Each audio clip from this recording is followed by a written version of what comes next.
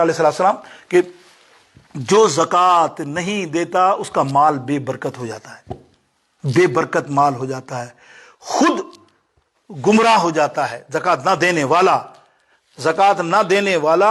اور پھر فرمایا ایک حدیث اور سن لیجیے مختصر، یہ حدیث پاک بخاری شریف میں بڑی مشہور، آپ سنتے ہیں زکوٰۃ کے مد میں، بخاری شریف کی جلد نمبر 1 میں، اور امام ابو عبداللہ احمد بن حنبل رضی اللہ تعالی عنہ اپنی مسند احمد کے اندر کتاب میں یہ حدیث لائے ہیں۔ حدیث تو بڑی مشہور ہے، امام بخاری نے تھوڑی مختصر کی اور امام حنبل نے تھوڑی اس کو طوالت دی، آگے بڑھایا۔ امام بخاری کیا فرماتے ہیں؟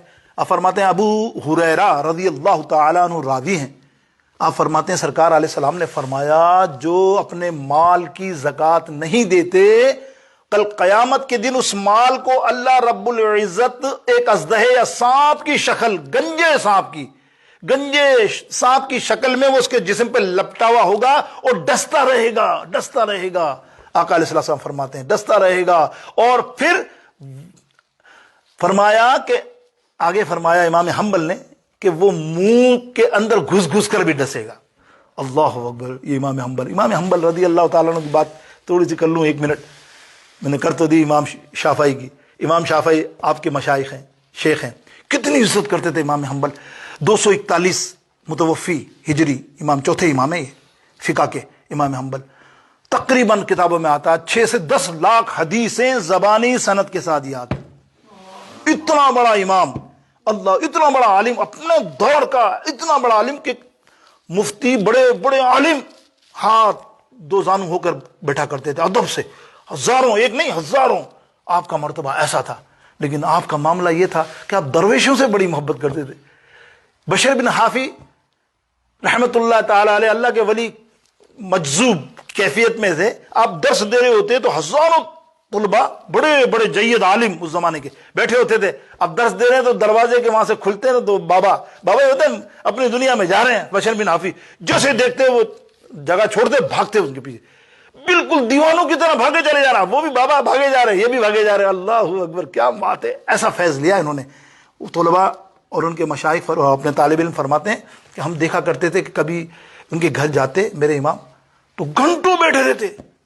کیا باتیں ہوتی ہوں گی یار، مجذوب بشیر بن حافی سے کیا باتیں ہوتی، کسی امام کتنا بڑا عالم، علم رکھنے والا۔ تو ہم پوچھا کرتے تھے حضرت اتنا علم ہے آپ کے پاس، تو اس بابا کے پاس ابھی کہ تو مست بابا ہے، اس کے پاس کیا لینے جاتے ہو؟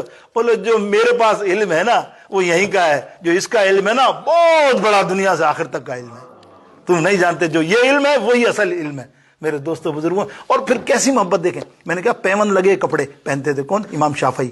جب آپ کے پاس آتے تھے نا امام شافعی علیہ رحمت الرضوان رضی اللہ تعالیٰ عنہ، جب آتے تھے تو یہ جیسے مسجد کھڑی آپ کھڑے ہو جاتے تھے ادب سے ہاتھ باندھ، اتنے بڑے علماء ہاتھ باندھ کے کھڑے ہیں، اور ایک پیون لگے کپڑے لکڑی لے کر بابا آ رہے ہیں امام شافعی، اور یہ کھڑے ہو کے ادب کے ساتھ بالکل لا کے اپنے نشست پہ بٹھاتے۔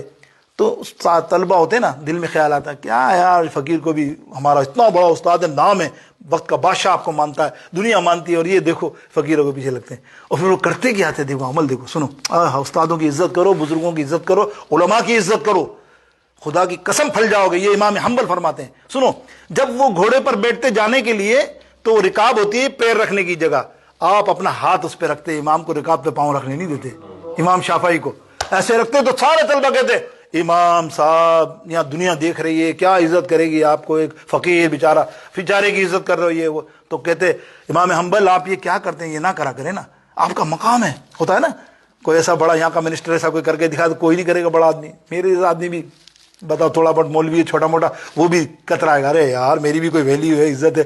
تو وہ ایسا کرتے، انہوں نے کہا آپ امام بہت بڑے امام ہیں، آپ اپنی جانیں، اپنے مقام کو جانیں، یہ آپ کیا کرتے ہیں، یہ پیمن لگا ہوا فقیر جب جا رہا ہے تو آپ اس کے اوپر ہاتھ رکھ رہے ہیں، اور ہم سب شرمندہ ہو جاتے ہیں نعوذ باللہ۔ اور کہہ رہے شرمندہ نہ ہو، تم کو کوئی مقام حاصل کرنا ہے میری طرح نا، تو دوسرا رکاب بھی خالی ہے اس کے نیچے ہاتھ رکھ لو، تمہارا بھی بیڑا پار ہو جائے گا۔